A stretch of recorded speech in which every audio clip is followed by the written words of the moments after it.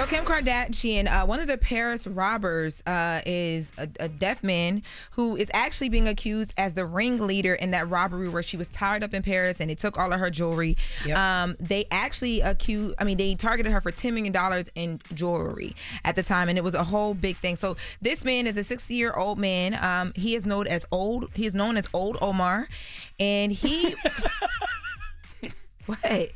It's a part of a whole old gang of people. Oh, okay. So he's known as Old Omar, and he was asked a bunch of questions in court via handwritten notes because he is deaf and mute. And he going around robbing people? That's the worst person to get robbed by. I'm following all your directions and you still waving the gun at me, threatening me even more, hitting me, pistol with me because you can't hear me saying I comply. Yes. Listen. He's a part of a big gang called the Grandpa Robbers. Okay. Now, he had to read questions from a typed transcript, and his responses were projected on screen in the courtroom where he denied that he was the leader of the gang. Now, Omar did admit that he was a part of the gang that broke into Kim Kardashian's hotel room during Paris Fashion Week back in 2016, but he says, I was not the leader of this group. The Grandpa Robbers got another person at the head, and it's not me. But he did confess to tying Kim up. And then she was held at gunpoint and bound with plastic ties and duct tape and left in the bathroom as they took the $10 million worth of jewelry, which they dropped something on the way out as they were on the getting away on them bikes. Well, a hearing aid? What did they drop? No, they dropped a piece of the jewelry. I can find exactly what jewelry it was. And Omar's DNA was actually found on the plastic ties, and video and phone data place him at the scene. There's got to be a letter somewhere asking Omar to participate in this robbery because he can't hear. So somebody had to write, hey, we're going to rob Kim K tonight. You down? Check yes, check no. Like what? Well, they actually dropped one of the $24,000 necklace on the way out, while they were trying to get away. But yeah, when I saw that headline, I was like, wait, what? You had to make sure it was real and it wasn't a joke, right? I'm like, I still think it's a joke. And he tied her up. Yes. I don't know. And it's like that. And it also says a lot about Kim. Kim need to get in some fighting classes or something because I'm beating a deaf mute's ass. And he's over 60. His name Old Omar. I mean, he still got the old man scrimping. Just because he can't hit don't mean he can't fight. And he had a gun. Yeah, you forgot that part.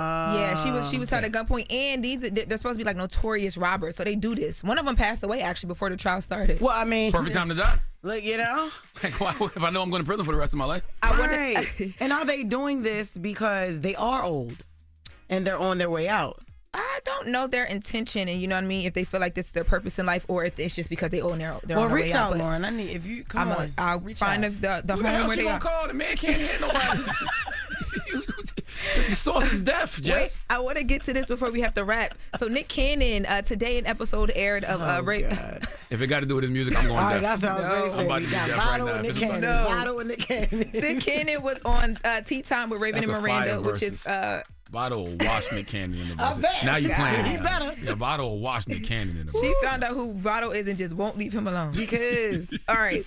So Nick Cannon was on Raven Simone's podcast, right, with her and her wife, Miranda.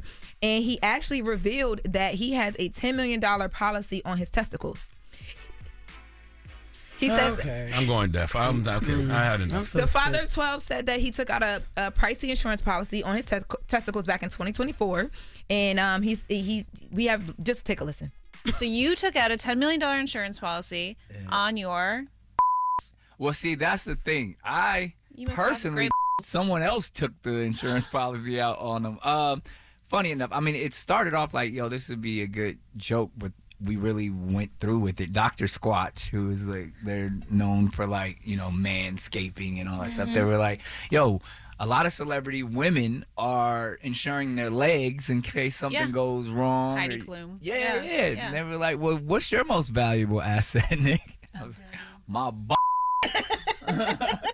Insure them. And I got the insurance policy in my office. It's like it's legit. Yep, each ball is $5 million a ball.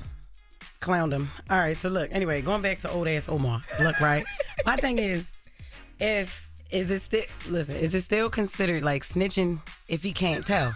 Because what if he want to tell on niggas, but he can't because he can't talk? He just doing this. He want to tell where he can say, I'm trying to tell y'all what's going on. I'm trying to tell y'all. Just throwing up mad signs. Right. You know what I'm saying? He's trying to tell. Snitching, it's a plane takeoff. Yes.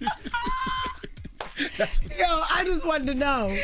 Oh my God, I Cause know. I don't got time for Nick's testicle insurance. Like I don't. I went got deaf time during for that whole story.